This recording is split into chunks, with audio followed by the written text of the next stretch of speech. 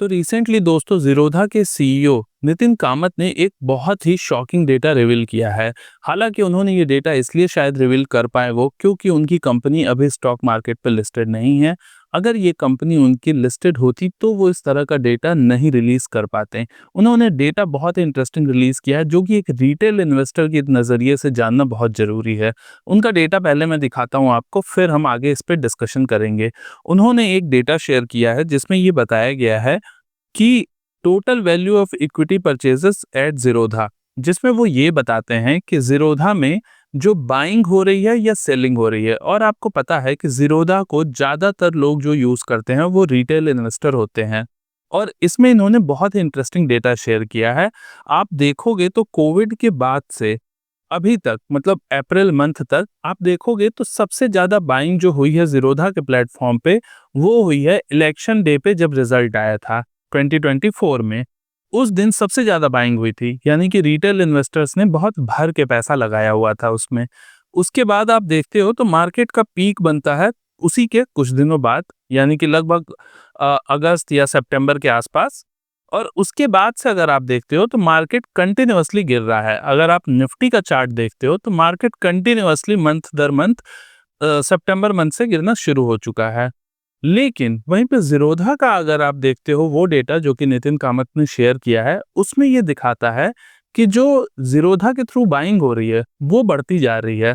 और ऐसा भी नहीं कि छोटे वॉल्यूम में, काफ़ी अच्छे खासे वॉल्यूम में ये बाइंग हो रही है। तो इससे नितिन कामत कहना ये चाह रहे हैं कि इस समय भी, जबकि रिटेल इन्वेस्टर्स को काफ़ी ज़्यादा कॉन्शियस हो जाना चाहिए था, लेकिन कॉन्शियस होने की बजाय रिटेल इन्वेस्टर्स इस समय बाई ऑन डिप्स, ये एक स्ट्रेटजी है जो कि बुल मार्केट में काम करती है।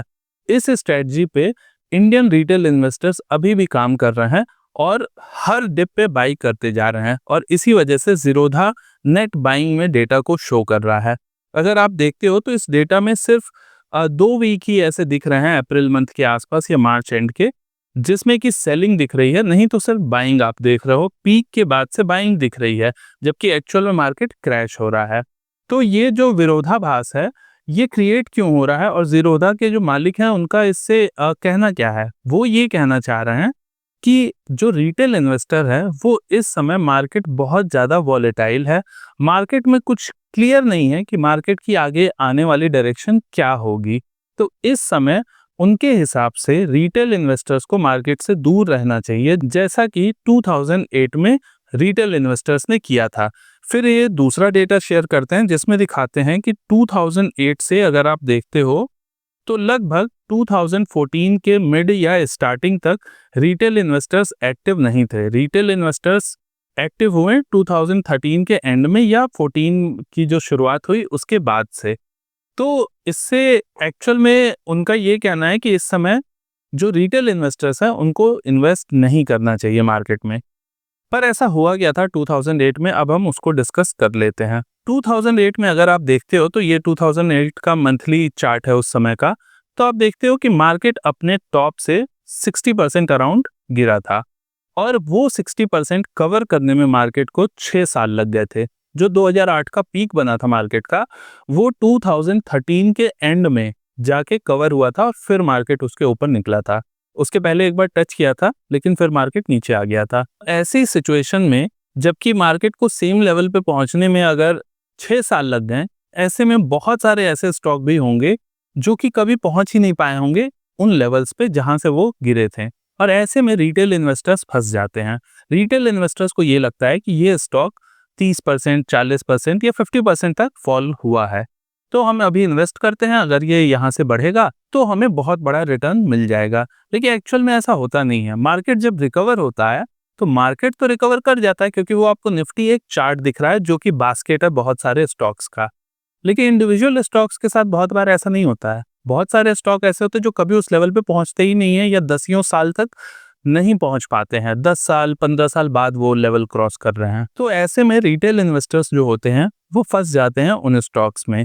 तो इसीलिए उन्होंने वार्न किया है कि अगर आप रिटेल इन्वेस्टर हैं तो बहुत ही सोच समझ के इन्वेस्ट करें, और बेटर ये होगा कि आने वाले कुछ समय तक, जब तक कि मार्केट में कुछ क्लैरिटी नहीं आ जाती है, तब तक आप मार्केट से दूर रहें। अगर आप म्यूचुअल फंड में इन्वेस्ट कर रहे हैं और एसआईपी वगैरह करते हैं, तो वो आप कंटिन्यू रख सकते हैं, क्योंकि जो आपका फंड मैनेजर होता है वो पोर्टफोलियो में चेंजेस करता रहता है। लेकिन अगर आपने कोई स्टॉक खरीद लिया ये सोच के कि ये स्टॉक जब मार्केट रिकवर होगा तो ये स्टॉक भी रिकवर हो जाएगा, तो ऐसा नहीं होगा और सारे स्टॉक सेम लेवल पे नहीं पहुंचेंगे। कौन कब पहुंचेगा ये कहना भी बहुत मुश्किल है, और इस समय तो अभी मार्केट के बारे में ही कुछ प्रेडिक्ट कर पाना मुश्किल है, क्योंकि आप सोच के देखो, जब fear of trade war actual में अभी शुरू हुआ है तो उससे मार्केट इतना गिर चुका है। तो एक्चुअल में जब ट्रेड वॉर शुरू हो जाएगा ठीक तरीके से, तब मार्केट कितना गिरेगा ये कहना अभी मुश्किल है। इंडिया में आप देखते हो हर बार जो रिवाइज एस्टिमेशन आता है ग्रोथ का, वो कहीं ना कहीं कम हो जाता है। मैं ये नहीं कह रहा हूँ, मैं खुद भी इंडिया को लेके बहुत ज़्यादा पॉजिटिव हूँ, लेकिन इसकी भी एक सीमा होती है, आप कब कौन सा पैसा लगा रहे हैं, इस चीज़ को भी समझने की ज़रूरत है। हर टाइम पे एक पर्टिकुलर स्ट्रेटजी ही काम करेगी बाई ऑन डिप्स, ये ज़रूरी नहीं है। और कहीं आपको उन पैसों की 2 साल बाद ज़रूरत पड़ गई किसी इमरजेंसी में, जो पैसे आपने लगाए हैं, और मार्केट वहाँ पे भी अगर करेक्शन के फेज़ में रहा, तो आपको बहुत भारी नुकसान हो सकता है। इसलिए आप थोड़ा संभल के इन्वेस्ट करें। हम इसी तरह के वीडियो बनाते रहते हैं, तो हम आपको और ऐसे वीडियोस बनाएंगे जिससे आप डिटेल में समझ पाएंगे कि किस तरीके से इन्वेस्ट करें, किस टाइम पे किस तरह के स्टॉक्स को आप बाई कर सकते हैं। जैसे कि अभी टैरिफ वॉर चल रहा है, वो भी स्टॉक्स गिरे हुए हैं इंडिया में, जिनका यूएस से कोई लेना देना ही नहीं है। तो ऐसे स्टॉक्स में आप अपॉर्चुनिटी ढूंढ सकते हैं। ऐसी वीडियोस को देखने के लिए आप हमारे चैनल को सब्सक्राइब करें। मैं मनीष मिलूंगा आपसे नेक्स्ट वीडियो में, तब तक के लिए नमस्कार।